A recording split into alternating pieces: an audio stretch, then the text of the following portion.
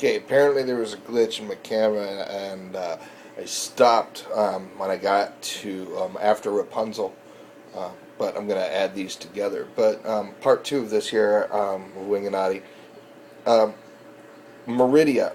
Um, from what I guess she was from the movie Brave, I think. But Brave took place in Scotland. And at that time, the only blacks that would have appeared in Scotland, and I actually know this because I'm Scottish, but the only blacks that would have kind of occurred at that time would have been villains. And they were called the Moors, Moors, Moors. Um, Now, we know full well, with all the racial controversy behind Disney, that if the Moors were the bad guys in this film, that straight up everyone would complain that, oh, we made the blacks out to be bad. No, but if they did appear in that film, they would have had to have been bad, because at the time the Scots feuded with the Moors because the Moors were different. So, which ironically, the Scots the Scots were actually slaves at that time frame. The Scots were actually slaves to England still. So you would be talking that the Moors would be the enemies of the Scots, who were the slaves, and the Moors actually would have had more power um, given to them from England as opposed to the Scots, because the Scots were the underbelly, were the toilet paper basically of England, and the Moors were the enemies, but they had more power because they had more armies assembled and stuff like that. So if blacks were to have appeared, yeah, they would have been a little bit more powerful than the Scots, but the whole story was about the princess, so therefore that whole issue isn't. Now, I'm going to name someone else who is not an actual Disney princess, and the reason I'm naming her is because it shows another little ethnic background to thing. We have Esmeralda. She is in one of the films, and she's a Latin descent, and she wasn't a princess, but she actually was one of the more popular, feisty women that have appeared in Disney. I mean, besides maybe Mulan, Esmeralda probably was the toughest badass bitch there was, if you're allowed to call a Disney character a bitch. She was a badass one, bitch. One more princess I want to talk about, and it shows that African culture is actually represented twice. Granted, this is a stretch. But Nala, Princess Nala.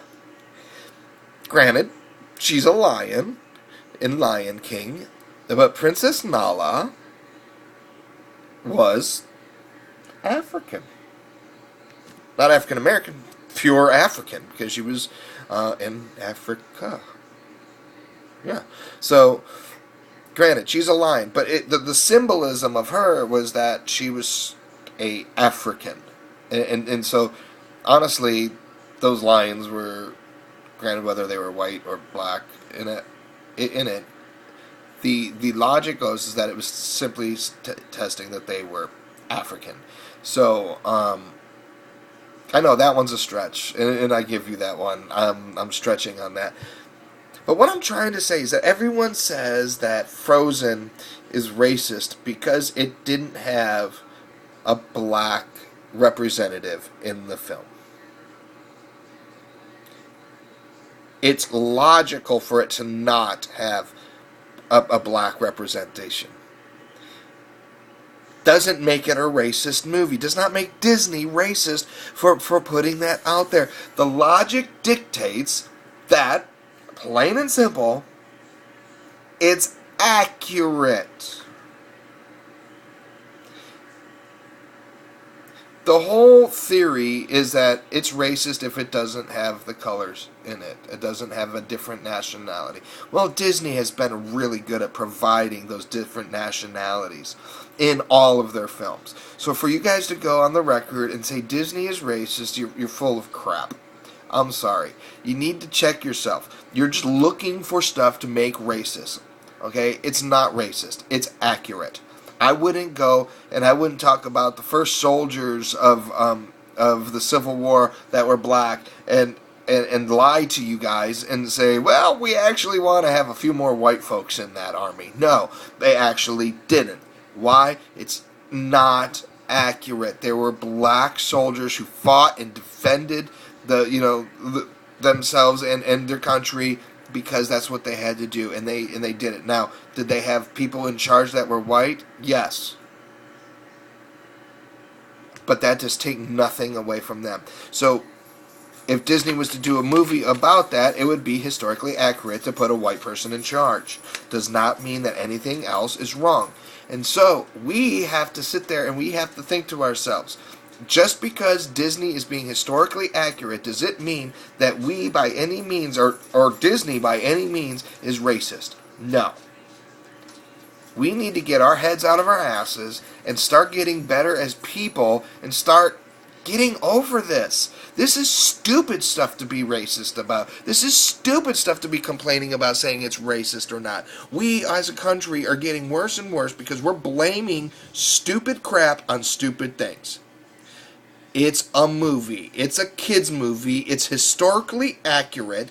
Quit trying to bring racism into something. Guess what? My daughter, she doesn't care what her race of the characters are. She loves Princess and the Frog. She loves Mulan. And guess what? She loves freaking Elsa. Doesn't matter who's white, black, Indian, Asian, you name it, or fish. Ariel. It doesn't matter. Why? Because the kids love the movie. I go through and I'll walk through a mall and I will see a ton of African Americans wearing Elsa shirts. Guess what? On their shirts it's white. Does that make them racist for liking a white princess? No, it does not. So we as a country need to stop. Sorry, that part was a little ranty. But I get what you guys are going after, but come on, man. We need to stop. Alright, peace, love, and love. This one's long enough. Stay tuned for my next Winginatti. You've got a few choices coming up. Look on my Facebook. I'll try to post them anywhere else I can. And remember, peace, love, sausages, and hamsters. Alright, I'm out of here. Peace. Bye.